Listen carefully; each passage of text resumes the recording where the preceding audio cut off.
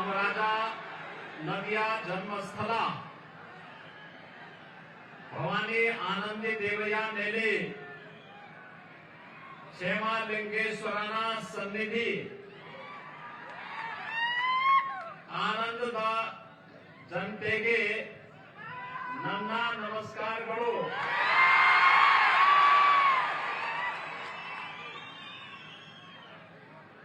आज की इस सभा में मंच पर उपस्थित केंद्रीय मंत्री माननीय श्री भगवंत कोबा जी,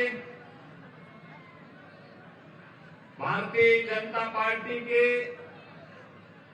लोकप्रिय प्रत्याशी Shri Subhash Guttedar ji, state general secretary Shri N Ravi Kumar ji, जिला के कार्याध्यक्ष अशोक भगले जी, मंडलाध्यक्ष आनंद पाटिल जी, जिला महामंत्री लिंगराज बिरादर जी, झारखंड से यहां पर उपस्थित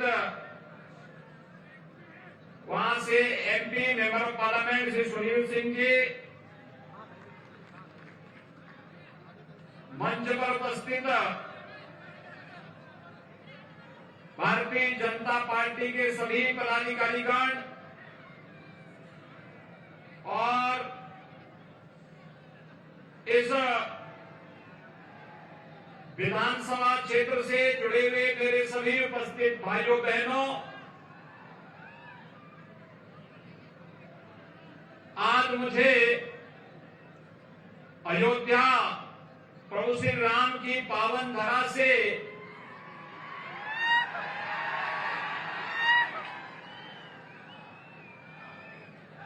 आनंद के राघव चैतन्य ज्योतिर्लिंग के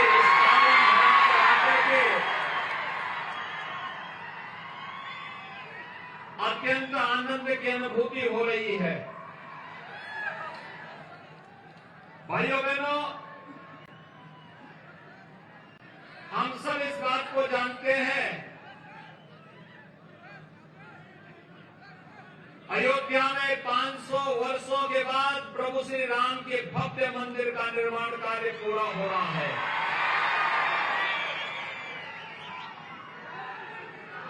और जब आज यहां आई गए हैं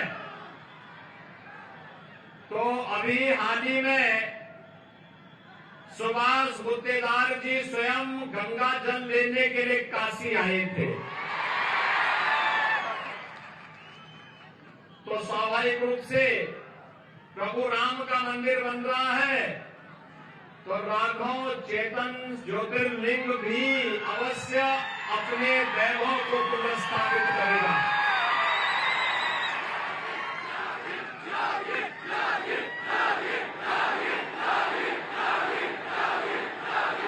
भाइयों बहनों,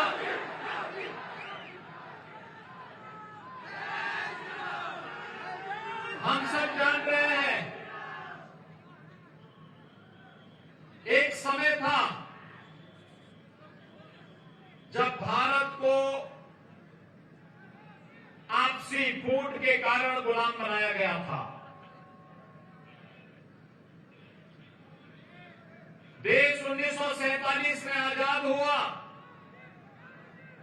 लेकिन भाइयों बहनों, आजादी के बाद बड़ी तमन्ना के साथ जिस कांग्रेस को नेतृत्व दिया गया था, वह कांग्रेस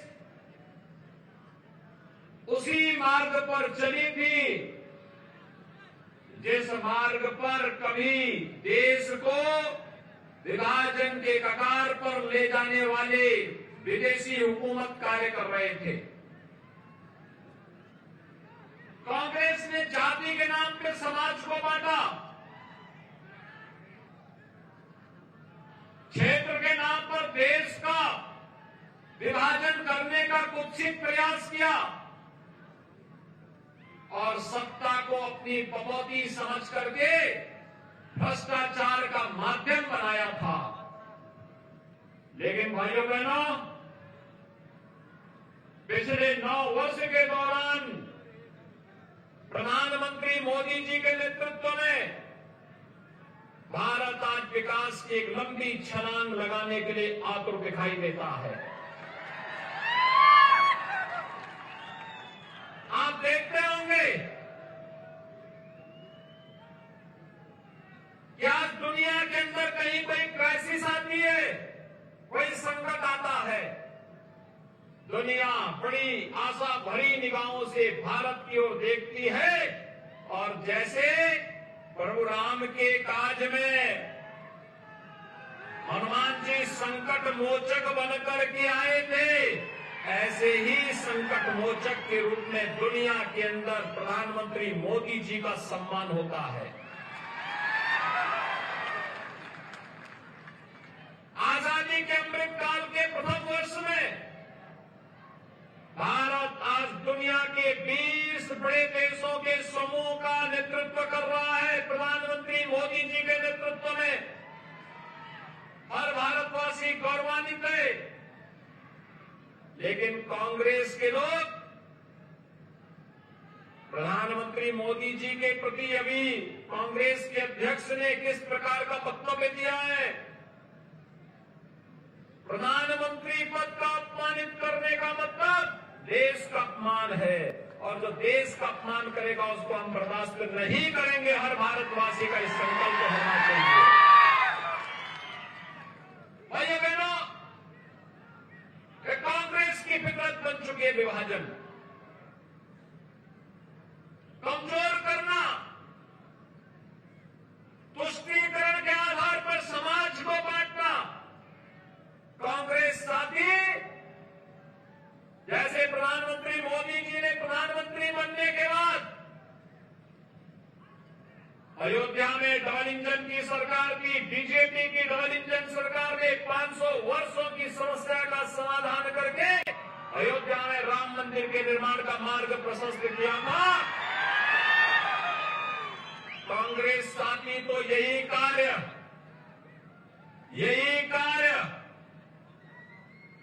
आनंद में भी राघव चैतन्य शिवलिंग के लिए भी हो सकता था, लेकिन कांग्रेस सशक्तिकरण में नहीं, कांग्रेस तो तुष्टीकरण में विश्वास करती है। तुष्टीकरण, उसको डेवलपमेंट से कोई मतलब नहीं। पिछले 9 वर्ष के अंदर प्रधानमंत्री मोदी जी के नेतृत्व में highway, railway, airport, textile park, medical device park, IT park, IIT, IIM, AIIMS जैसे संस्थान बन रहे हैं। गरीब कल्याण के लिए अनेक योजनाएं बन रही हैं। देश विकास के पथ पर अग्रसर हो रहा है। बिना भेदभाव के शासन की योजना का लाभ और गरीब को उपलब्ध कराया जा रहा है।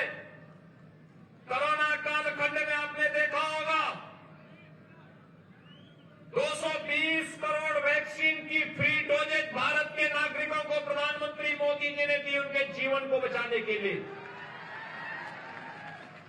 80 करोड़ गरीबों को फ्री में राशन देने का काम किया। और भाइयों बहनों, 50 करोड़ लोगों को 5 लाख रुपए प्रतिवर्ष स्वास्थ्य बीमा का कवर भी प्रधानमंत्री मोदी जी ने भारत के लोगों को दिया। 45 करोड़ लोगों के जनधन, गरीबों के जनधन अकाउंट खोले। और यही नहीं, 15 करोड़ लोगों को स्किल डेवलपमेंट के साथ, स्टार्टअप और स्टैंड अप इंडिया के साथ जोड़ने का काम भी किया। 12 करोड़ गरीबों के घर में टॉयलेट दिए गए। 8 करोड़ गरीबों को उज्ज्वला योजना के एलपीजी के फ्री के कनेक्शन उपलब्ध करवाए गए। 4 करोड़ गरीबों के प्रधानमंत्री आवास योजना का लाभ दिया गया। हर घर नल की योजना आज कार्य रूप ले रही है। ये है डबल इंजन की बीजेपी की सरकार।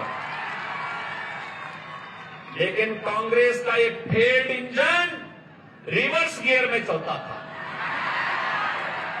ये आगे नहीं, ये पीछे दौड़ता था। ये विकास नहीं, ये तुष्टीकरण करता था। ये प्रधानमंत्री के संवैधानिक पद को गाली देते हैं और आतंकवादियों का महिमा मंडन करते हैं। ये तो कांग्रेस की फितरत बन चुकी है। उन्होंने लोकतंत्र को बंधक बनाने का प्रयास किया, अपनी बपौती समझने का प्रयास किया, लेकिन लोकतंत्र किसी का वो नहीं है। लोकतंत्र के मालिक तो हमारे जनता जनार्दन है, आम जनमानस से भारत की जनता है। लोकतंत्र में भारत की जनता को कोई जबरन शासित नहीं कर सकता है और इसीलिए जो उनके हितों के लिए कार्य करेगा, उनके सम्मान की रक्षा करेगा, उनकी आस्था का सम्मान करेगा, ये जनता जनार्दन उनके साथ में रहेगी।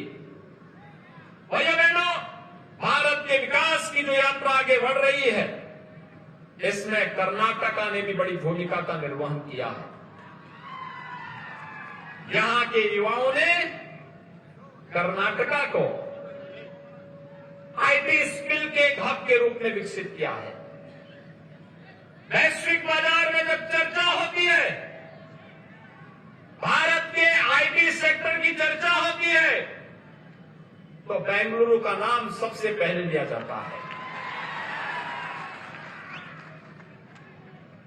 एग्रीकल्चर के सेक्टर में यहां की माताओं ने, बहनों ने, यहां के अन्नदाता किसानों ने जो मेहनत की है, जो परिश्रम किया है, आज मैं कह सकता हूं हमारा अन्नदाता किसान सिर झुका के नहीं चल सकता है। प्रधानमंत्री सम्मान निधि उसके साथ में है और किसान सम्मान निधि ने हर किसान को, हर अन्नदाता किसान को सम्मान के साथ चलने के लिए एक अवसर दिया है।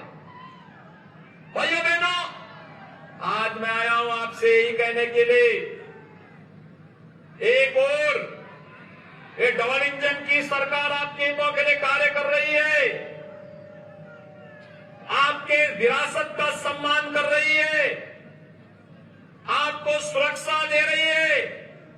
दूसरी तरफ सुरक्षा में सेंध लगाने वाली, भारत को आस्था को अपमानित करने वाली कांग्रेस है। और इसीलिए मैं आया हूं आपसे कहने के लिए, लोग मुझसे पूछते हैं कि उत्तर प्रदेश में आखिर भाजपा की गवर्नमेंट आने के बाद आज वहां पे जनता का इतना समर्थन कैसे मिल रहा है। मैं कहता हूं ये प्रधानमंत्री मोदी जी के करिश्माई व्यक्तित्व का मार्गदर्शन है और भाइयों बहनों, ये डबल इंजन की सरकार की ताकत भी है। डबल डोज डेवलपमेंट का, डबल स्पीड गरीब कल्याणकारी योजनाओं का। और उत्तर प्रदेश में अब माफिया और अपराधी नहीं है। डबल इंजन की सरकार में कोई माफिया, कोई अपराधी और कोई आतंकी सीना तान करके नहीं चल सकता है, नहीं चल सकता है। सीना तान करके चलेगा तो भारत का युवा चलेगा, भारत का किसान चलेगा, भारत का व्यापारी चलेगा, भारत की हमारी माताएं बहनें चलेंगी। कोई भारत विरोधी तत्व तो सीना तान करके नहीं चल सकता डबल इंजन सरकार में। और इसीलिए मैं आपसे कहने के लिए आया हूं कि जैसे आपके एमएलए श्री सुभाष गुत्तेदार ने गंगा जल ला करके ज्योतिर्लिंग का यहां पे अभिषेक किया है, ये शुरुआत है। इसको मूर्त रूप देने के लिए उनको ताकत दीजिए, ताकत दीजिए उनको। आज जैसे देश के अंदर सुरक्षा का माहौल बना है, यूपी ने सुरक्षा का माहौल दिया है, ऐसे डबल इंजन सरकार ने पीएफआई की कमर को भी तोड़ने का काम कर्नाटका में किया है। डबल इंजन की सरकार को कर्नाटक में एक बार पूरे 5 साल का अवसर दीजिए। प्रधानमंत्री जी के मार्गदर्शन में येदियुरप्पा जी के मार्गदर्शन में, बोम्मई जी के नेतृत्व में जो काम पिछले वर्षों में आपने देखा है, इसकी स्पीड और भी कई गुना आगे बढ़ती हुई दिखाई देगी। और भाइयों बहनों, इसी के अपील करने के लिए मैं आया हूं। आज केवल डबल इंजन की सरकारी विकास को आगे बढ़ा सकती है, सुरक्षा की गारंटी दे सकती है, हर वर्ग के हितों की चिंता कर सकती है, बिना भेदभाव के शासन की योजना का लाभ हर गांव, हर गरीब, हर किसान, हर नगर, हर नगर, हर नागरिक तक पहुंचाने का कार्य कर सकती है। इसलिए मेरी आप सबसे अपील होगी, डबल इंजन की सरकार के लिए बीजेपी को आप वोट दीजिए, यही अपील करने के लिए मैं आया हूं। और दूसरा, मैं आपको आमंत्रण देने भी आया हूं। आमंत्रण, जनवरी 2024 में अयोध्या में भगवान राम का भव्य मंदिर का निर्माण कार्य पूरा हो रहा है। गोपाल जी तो यहीं से गए हैं ना वहां काम देखने के लिए, और तब प्रधानमंत्री मोदी जी के ही कदमों से वहां रामलला विराजमान होंगे अपने भव्य मंदिर में। और उस कार्यक्रम में कर्नाटक को उपस्थिति इसलिए भी आवश्यक है क्योंकि भगवान राम के वनवास कालखंड में उनका सबसे विश्वसनीय सहयोगी कोई मिला था तो हनुमान जी इसी कर्नाटक में मिले थे। कर्नाटक और उत्तर प्रदेश का ये संबंध हजारों वर्षों से है और इस अवसर पर फिर से इसी संबंध को और मजबूत करने के लिए बोम्मई जी ने मुझसे कहा कि कर्नाटक के जो लोग अयोध्या आएंगे उनके लिए मैं राज्य की ओर से एक स्टेट गेस्ट हाउस बनाना चाहता हूं। हमने उनको वहां लैंड आवंटित कर दी, भव्य गेस्ट हाउस बन रहा है कर्नाटक का अयोध्या में। और अयोध्या में जब राम मंदिर में रामलला विराजमान होंगे, भाइयों बहनों, कर्नाटक की ओर से आप सबकी उपस्थिति और आपके स्वागत के लिए प्रभु राम का ये सेवक आपको आमंत्रित करता है। आप आइए, अयोध्या में प्रभु के दर्शन करिए और हजारों वर्षों की इस विरासत को अपने साथ लेकर के आने वाली पीढ़ी को देकर के जाइए कि देखिए कर्नाटक ने हजारों वर्षों से इस विरासत को संरक्षित करके रखा हुआ है। और भाइयों बहनों, इस विरासत की रक्षा, इसका संरक्षण आपके पूर्वजों ने कितनी दमदार तरीके से, कितनी विपरीत परिस्थितियों में काम किया करते हुए किया है। और आज के देश स्वतंत्र है, प्रधानमंत्री मोदी जी का यशस्वी नेतृत्व है, तब हम लोगों को अपने इस कार्यक्रम को और मजबूती के साथ आगे बढ़ाना होगा। याद रखना होगा, एक भारत श्रेष्ठ भारत ही हम सबकी समस्या का समाधान है।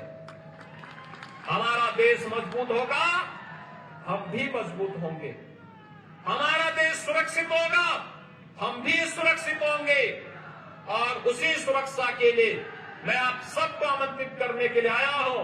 आप आइए, अयोध्या में प्रभु राम के भव्य मंदिर निर्माण के उपरांत उद्घाटन कार्यक्रम में आपके स्वागत की उत्सुकता से मैं तैयारी कर रहा हूं। इस विश्वास के साथ मैं एक बार फिर से अपने लोकप्रिय विधायक श्री सुभाष गुत्तेदार को बीजेपी के कैंडिडेट के रूप में भारी बहुमत से विजयी बनाने की अपील आप सबसे करते हुए अपनी वाणी को देता हूं विराम। मेरे साथ बोलेंगे जय जय श्री राम, जय जय श्री राम।